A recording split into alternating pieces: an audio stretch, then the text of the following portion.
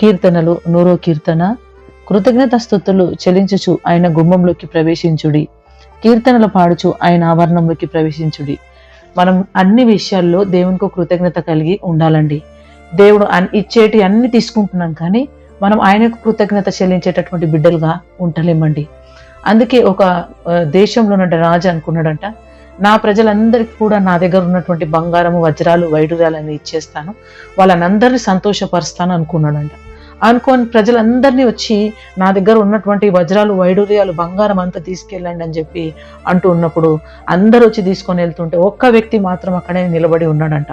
నిలబడి ఉండి రాజుతో మాట్లాడాలి, నేను రాజుతో మాట్లాడాలని సైనికులతో చెప్తూ ఉన్నాడంట. అయితే సైనికులు అంటున్నారంటే ఏదో ఒకటి తీసుకొని వెళ్ళు, రాజు వలన మాకేమైనా ముప్పు తీసుకొస్తావా, నువ్వు చెప్తే ఎందుకు వింటలేవంటే లేదు నేను రాజుతో మాట్లాడాలి అన్నాడంట. రాజు దగ్గర తీసుకెళ్తే రాజు అడుగుతున్నాడు, నీకేం కావాలి, అసలు నువ్వేం తీసుకోకుండా ఎందుకు నా దగ్గరకు వచ్చినావు అంటే నాకు నువ్వే కావాలి అన్నాడంటండి. హల్లెలూయా. రాజు ఇచ్చేటటువంటి వజ్రాలు, వైడూరాలు అందరూ అన్ని తీసుకుపోతున్నాడు, కానీ ఈ వ్యక్తి మాత్రం రాజే కావాలనంట.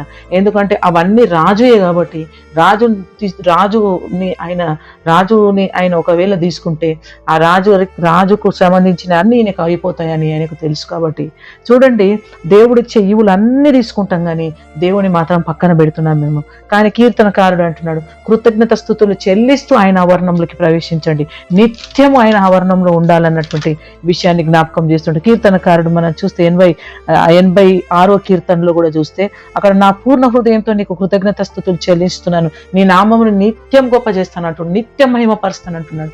చూడండి, ఎప్పటికీ పూర్ణ హృదయంతో దేవుని యొక్క నామాన్ని మనం ఘనపరచాలి, పూర్ణ హృదయంతో మనం కృతజ్ఞత స్తుతులు చెల్లించాలి, పూర్ణ ఆత్మతో ఆయన కృతజ్ఞత స్తుతులు చెల్లించాలి. ఆయన నామమును నిత్యము మనం ఏం చేయాలి, మహిమపరచాలి. మనం ప్రతి దాన్ని బట్టి మనకి ఇస్తున్నటువంటి దేవుడు ఇస్తున్నటువంటి ప్రతి వాటిని బట్టి మనం కృతజ్ఞతలు చెల్లించాలి.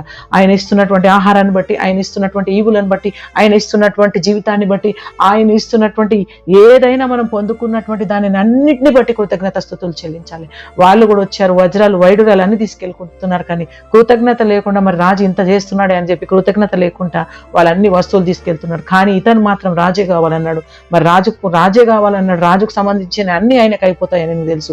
మనం రాజు అన్ని ఇస్తుంటే తీసుకుంటున్నాము, కానీ రాజుని మాత్రం పక్కన పెడుతున్నామేమో. ఆ రాజుని పక్కన పెట్టకుండా ఆ రాజుని మన హృదయానికి మనము అంగీకరించి మరి రాజు ఇచ్చేటటువంటి ఈవులనే కాకుండా రాజు ఇస్తున్నటువంటి అన్ని తీసుకొని కాముగా ఉండకుండా ఆయనను మహిమపరుస్తాం, ఆయన నామాన్ని నిత్యం గొప్ప చేద్దాం, ఆయనకే మహిమకరంగా జీవిద్దాం, ఆయన గొప్ప నామాన్ని మనం ఉచ్చరిస్తాం, ఆయన మహిమపరుస్తూ కృతజ్ఞతలు చెల్లిస్తూ ప్రతి నిమిషం ప్రతి సెకండ్ ఆయన కృతజ్ఞతలు చెల్లించే బిడ్డలుగా మనం ఉండాలి. అందుకే కీర్తనకారుడు